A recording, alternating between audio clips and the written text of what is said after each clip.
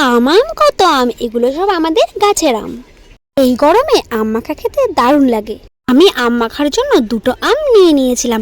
এখন যেহেতু আম প্রায় বতি হয়ে গেছে, প্রায় পাকার সময় হয়ে এসেছে, তার জন্য আমের কালারটা কেমন রঙিন হয়ে গেছে। তবে পুরোপুরি এখনো পাকার মতো হয়নি, আমটা পুরো ডাসা ছিল বলতে পারো। তো আমগুলো টাটকাই ছিল, আর টাটকা আম মাখা খেতে না দারুণ লাগে। আম যদি নরম হয়ে যায় সেই আম কখনোই মাখা ভালো লাগে না। যদি তোমরা কেউ আম মাখা খেতে ইচ্ছুক হও, তাহলে গাছের থেকে টাটকা আম পেড়ে আম মাখা করবে, তাহলে না আম মাখার টেস্টটা দ্বিগুণ বেড়ে যায়। আমি তো আম মাখার জন্য সব কিছু নিয়ে নিয়েছিলাম, সর্ষে বাটা, কাঁচা তেল, চিনি, তার সঙ্গে শুকনো লঙ্কা, নুন, সব কিছু। আমি বিট লবণ দিয়ে আমটা মাখিয়েছিলাম, আর শুকনো লঙ্কা পুড়িয়েও নিয়েছিলাম। শুকনো লঙ্কা পোড়া দিয়ে আম মাখা খেতে দারুণ লাগে।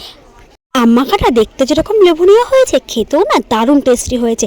আমি তো আমটা মাখিয়ে খেয়ে দেখলাম, দারুণ লাগলো। তারপরে আমি আমার বোনকে দিলাম। আমরা আম খেতে থেকে তোমাদের চ্যানেলটা সাবস্ক্রাইব করো। বাই।